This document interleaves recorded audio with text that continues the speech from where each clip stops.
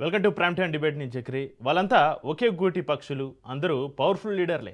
అయినా ఒకరినొకరు అస్సలు నమ్మరు. అందుకే గెలిచే సీట్ను చేతులారా పోగొట్టుకున్నారు. ఇన్ఫర్మేషన్ లీక్ చేసి కొందరు పంతం నెగ్గించుకున్నారు. తాజాగా మధ్యప్రదేశ్ రాజ్యసభ ఎన్నికల వ్యవహారం తెలంగాణలో ప్రకంపనలు సృష్టిస్తుంది. అధికార విపక్షాల మధ్య అగ్గిరాజ్యస్తుంది. అయితే నేతల మధ్య సైద్య లేకపోవడంతో కాంగ్రెస్ క్యాడర్ అయోమయంలో పడుతోంది.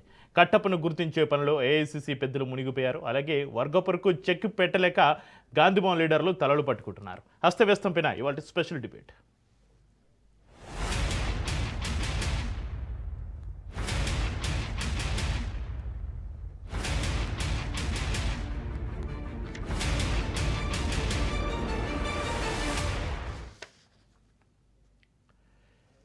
Tea Congress incharge Meenakshi Natarajan Rajya Sabha nomination తిరస్కరణ ప్రకంపనలు గాంధీభవన్లో కొనసాగుతూనే ఉన్నాయి.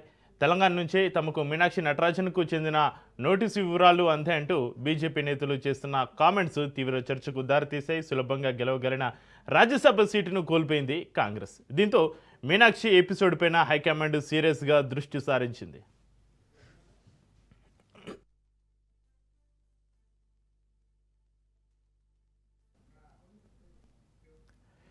మరోవైపు హస్తం సంక్షోభాన్ని రాజకీయంగా వాడుకుంటున్నారు బీఆర్ఎస్ బీజేపీ లీడర్లు. మీనాక్షి నటరాజన్ పైన రేవంత్ రెడ్డి కుట్ర చేశారని కేటీఆర్ ఆరోపించారు. హైడ్రాతోటి పేదల ఇండ్లు కూల్చొద్దని చెప్పినందుకే ఆమె పైన రేవంత్ కక్ష పెట్టుకున్నారని విమర్శించారు కేటీఆర్.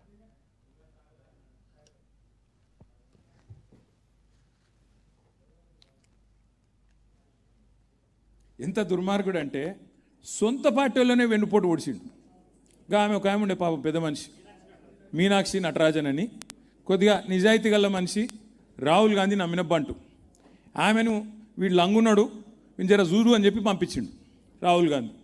ఆమె కొద్దిగా చూసింది, వీడు భూములు అమ్ముకుంటాడు, కాంట్రాక్ట్లు అమ్ముకుంటాడు, వీడు నిజంగానే లంగున్నాడు అని పోయి రాహుల్ గాంధీకి చెవుదే చెప్పింది. పగబట్టిండు మనోడు. పగబట్టి ఎట్లన్నా చేసి సందు దొరికినప్పుడు చెప్పాలని చెప్పి ఒక దొంగ కేసు పెట్టించిండు హైదరాబాద్లో. ఆమెకు తెలియని కూడా తెలియదు పాపం కేసు ఉందని. ఆమె పోయి ఏం చేసింది, అక్కడెక్కడో మధ్యప్రదేశ్లో ఎలక్షన్ రాజ్యసభ ఎలక్షన్కు నామినేషన్ వేసింది. వీడెంత లంగా అంటే ఆమె మీద పగబట్టిండు కదా. ఈ కేసు ఉన్న విషయం బీజేపీ వాళ్ళకి చెప్పిండు. బీజేపీ వాళ్ళు పోయి ఎలక్షన్ కమిషన్కి షికాయత్ చేశారు. పాపం ఆమెకు రాజ్యసభ రాకుండా చేసిండు. చూసినాం నిన్న. ఇక రాష్ట్ర వ్యాప్తంగా వర్గ విభేదాలు కాంగ్రెస్ పెద్దలను కలవరపెడుతున్నాయి. కామారెడ్డి పంచాయతీ ఒక్కసారిగా రచ్చకెక్కింది. ప్రభుత్వ సలహాదారు షబ్బీర్ అలీ, టీపీసీసీ ప్రధాన కార్యదర్శి గడ్డం చంద్రశేఖర్ రెడ్డి వర్గాల మధ్య కోల్డ్ వార్ ఐక్యంగా అస్తెనకు చేరింది. క్రమశిక్షణ కమిటీ ఇరువురు నేతలకు నోటీసులు జారీ చేసింది. అలాగే పార్టీ పైన మహిళలపై అనుచితంగా మాట్లాడినట్లు చెబుతున్న Shabbir Ali audio call record బయటకు రావడం వివాదాన్ని మరింత ముద్రలా చేసింది. ఏఐ ఆడియోతోటి తనపైన కుట్ర చేశారని షబ్బీర్ అలీ చెప్పుకొచ్చారు.